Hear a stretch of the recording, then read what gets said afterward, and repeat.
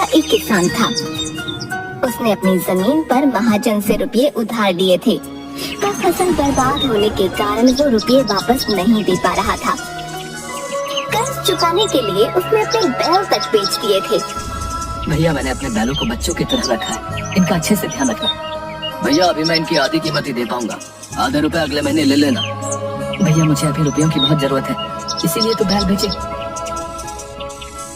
अच्छा, तो ऐसा करो, तुम मेरी अंगूठी रख लो, ये मेरी माँ की आखिरी निशानी है, पर तुम इसे रख लो, जब मैं रुपए वापस करूँ तो दे देना। नहीं भैया, रहने दो, तुम्हारी हालत तो मुझसे भी खराब है। अगर मैंने मजबूरी में तुम्हारी ये अमानत बेच दी तो ऊपर वाले को क्या मुंह दिखाऊंगा। तुम मुझे रुपए अगले महीने दे देना। वैसे भी इन रुपयों से मैं महाजन के पूरे रुपए नहीं चुका पाऊंगा। ऐसे में दो आदमी का परेशान होना ठीक नहीं। तुम तो चैन की सांस लो। और ये बोलकर सोमू वहाँ से चला गया। महाजन ने बुलवाया है, उसके रुपयों का इंतजाम तो हो नहीं पाया। समझ नहीं आ रहा कि उसे क्या कहूँ। तुमने इस बुधवार तक रुपए सूद समेत वापस करने के लिए कहा था। चलो लाओ मेरे रुपए, आज बुधवार है। आप तो जानते हैं, इस बार मेरी बेमौसम की बरसात के कारण फसल बर्बाद हो गई है, इसलिए मैं रुपयों का इंतजाम नहीं कर पाया। अभी बस इतने ही है मेरे पास। बस 2000? अभी तो पूरे 5000 बाकी है। मुझे मेरे रुपए हर हाल में चाहिए, समझे?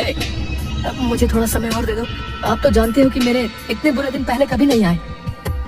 ठीक है, तुम आदमी अच्छे हो तो तुमको 1 सप्ताह और दे देता हूँ, पर अगर इस बार भी मेरे रुपए नहीं दिए तो ठीक नहीं होगा। सोमू हाँ में सिर हिलाकर वहाँ से चला गया और बिल्कुल उदास मन से अपने घर की तरफ चलता गया। 4 दिन बाद सोमू के घर पर उसकी पत्नी आंगन में लगे नल के नीचे बर्तन साफ करते हुए। तुम सुनो, क्या सोमू का घर यही है? बाहर बुलाओ उसे। जी हाँ, ये उन्हीं का घर है। क्या बात हो गई? आप लोग कौन हैं? हम महाजन के आदमी हैं, समझी? बोल देना अपने बिरजुआ को कि 3 दिन दिए हैं महाजन ने, पैसे लौटा दे या अपनी जमीन और घर, समझी ना? उसके बाद बेचारी उदास मन से सोमू का इंतजार करने लगी। कुछ देर में सोमू घर आया। सुनिए, महाजन का आदमी आया था, कहकर गया है कि अगर 3 दिन में रुपए वापस नहीं किए तो महाजन जमीन और घर पर कब्जा कर लेगा। 3 दिन में रुपए? यहाँ तो खाने के लाले पड़े हैं।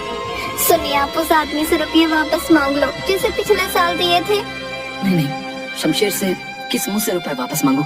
उस आदमी ने अनजान होकर भी मुझे बीमारी में अपने घर में रखा, मेरी सेवा की, ध्यान रखा। वो नहीं होता तो शायद आज मैं तुम्हारे सामने नहीं होता। तुम्हें पता भी नहीं चलता मेरे साथ क्या हुआ है। उसे रुपयों की जरूरत थी और मेरे पास थे तो दे दिए। पर उसने खुद ही कहा था ना कि 1 साल बाद वापस देगा। आप अभी ले आइए, फिर जब आपके पास हो तो देखिए, एक बार मांगने में क्या हर्ज है। ठीक है, मैं कोशिश करता हूँ, पर अगर नहीं देगा तो जबरदस्ती नहीं करूँगा। सोमू दूसरे गांव में शमशेर के घर के लिए निकल पड़ा और कुछ देर चलने के बाद वहां जा पहुंचा। सोमू ने शमशेर के घर पहुंचकर दरवाजा खटखटाया। हाँ भैया, बोलो क्या बात है? कुछ मांगने आए हो तो बाद में आना, अभी मेरे पास बहुत काम है। उसने जोर से दरवाजा बंद कर दिया। मैं इस औरत को भिखारी लग रहा हूँ। हे राम, मेरी हालत ऐसी हो गई है। फिर उसने खुद को देखा। हे राम, कुर्ता फट गया है। फिर उसने दोनों हाथों से कुर्ते को थोड़ा नीचे किया। दोबारा दरवाजा खटखटाता हूँ। अरे, तुम फिर आ गए?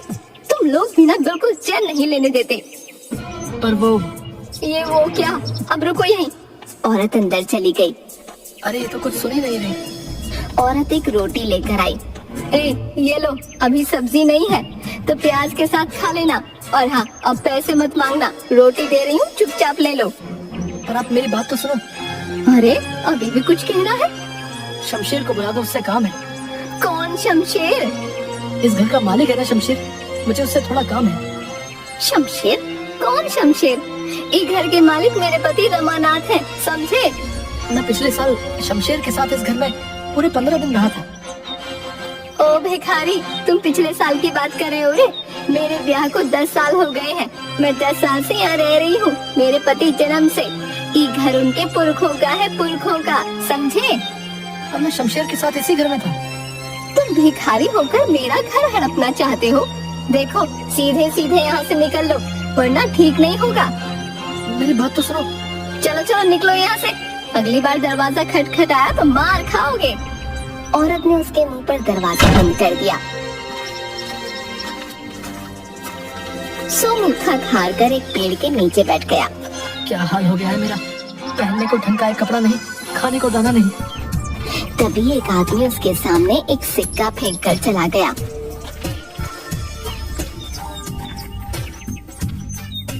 शायद सच्ची में मैं भिखारी लग रहा हूँ। तभी उसकी नजर सामने एक घर के आंगन में घड़े बनाते कुम्हार पर पड़ी। उसे देखकर सोमू कुछ याद करने लगा।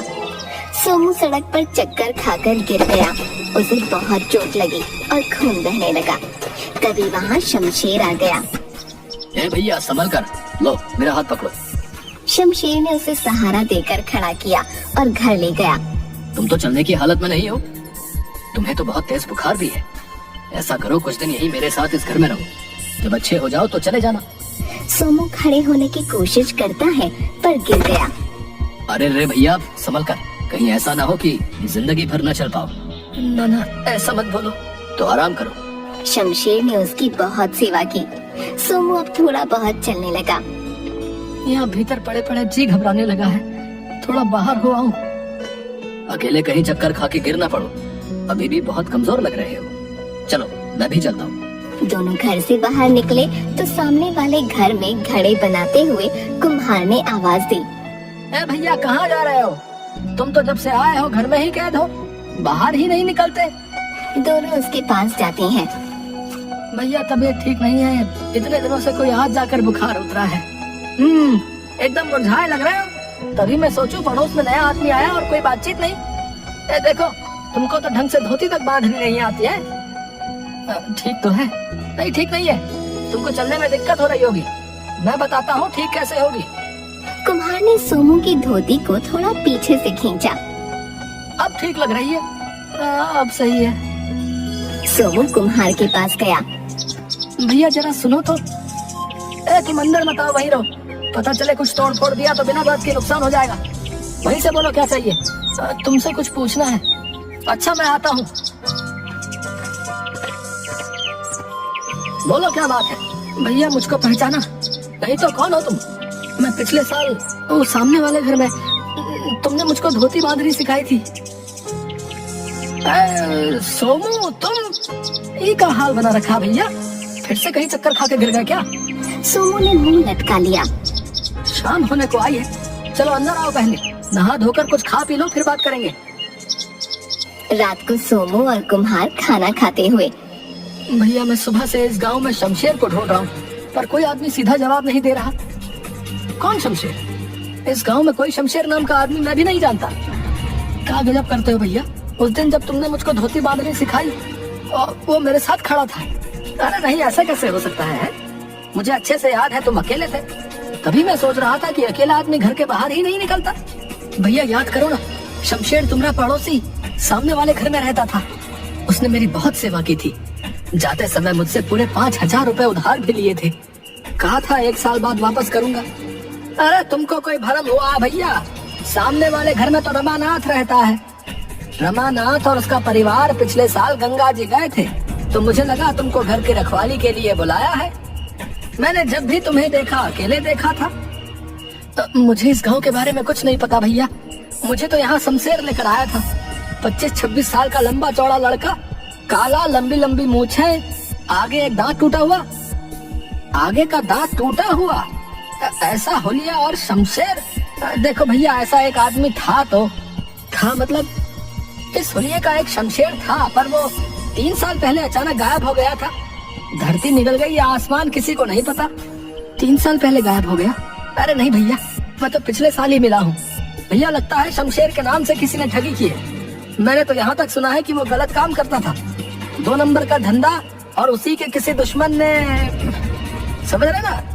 मैं कहता हूँ तुम उसके चक्कर में मत पड़ो, सुबह को अपने गांव निकल जाओ। सोमू ने हाँ में गर्दन हिलाई।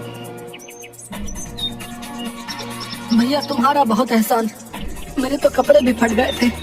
कोई बात नहीं भैया, बस अपना ध्यान रखना है। सोमू वहाँ से चला गया। चलते चलते दोपहर हो गई तो वह एक पेड़ के नीचे बैठकर रोटी खाने लगा। खाते खाते अचानक हिचकी आने लगी। उसने सामने की तरफ देखा।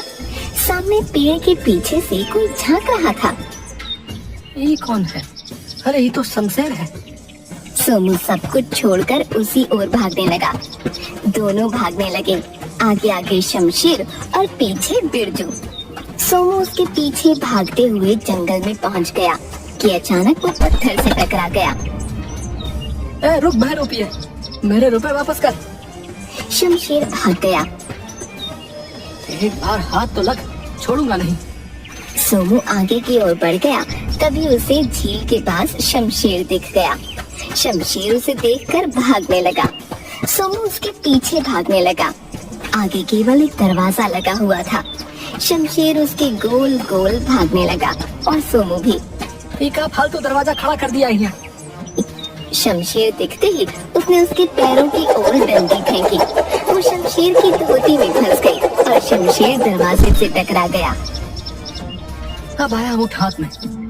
रुपये सबको पागल बनाता है। उसने इधर उधर देखा, शमशेर कहीं नहीं दिखा। कहाँ गायब हो गया? अरे अभी तो दरवाजे से टकराया। अरे मेरे रुपए तो दे देता, मैं बेघर हो जाऊंगा। हाय, ये क्या हो रहा है मेरे साथ? तभी दरवाजा जोर से हिलने लगा और उसमें चिपका हुआ शमशेर दिखा और गायब हो गया। सोमू घबरा गया। भैया, मैंने तुम्हारी जान बचाई थी, आज तुम्हारी बारी है। इस दरवाजे को उठाकर नदी में बहा दो। क्यों? मैं सब बताऊंगा। पहले ये दरवाजे को पानी में बहाओ, वरना मैं मर जाऊंगा।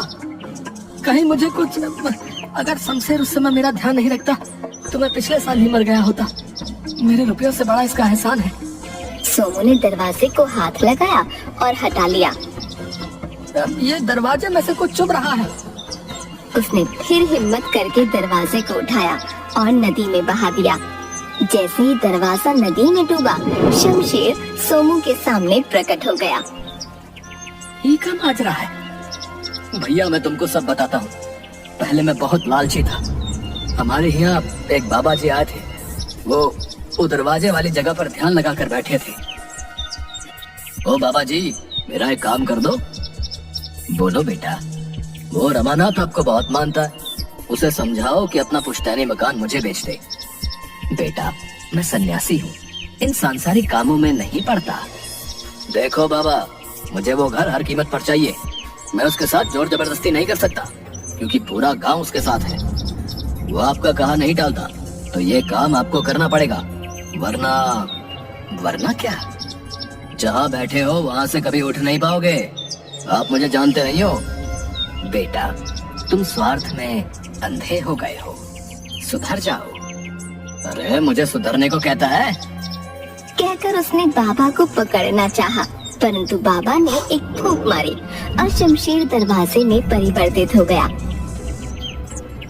अरे ये क्या हो गया? मेरा दम घुट रहा है। बाबा, बाबा, बाबा माफी, बाबा, बाबा माफी। तुम्हारे पाप का घड़ा भर गया है। माफी इतनी आसानी से नहीं मिलती। माफ कर दो बाबा, माफ कर दो। ठीक है, आ जाओ बाहर। शमशेर दरवाजे से प्रकट हो गया। तुम श्रापित हो, अब से तुम अदृश्य हो, कोई तुम्हें देख नहीं पाएगा। बाबा कृपा करो, मुझे वापस पहले जैसा कर दो। मैं कभी कोई गलत काम नहीं करूंगा। तुम्हारी माफी का एक ही उपाय है। एक ऐसा आदमी जो इस गांव का ना हो, निर्बल हो, लेकिन दिल का सच्चा हो। यदि उसे तुम्हारी जरूरत होगी तो तुम केवल उसे दिखने लगोगे। तुम्हारे सच्चे मन से की गई सेवा से यदि वो स्वस्थ हो जाए और 1 साल बाद वो इस दरवाजे को उठाकर नदी में बहाए, तो तुम फिर से पहले जैसे हो जाओगे।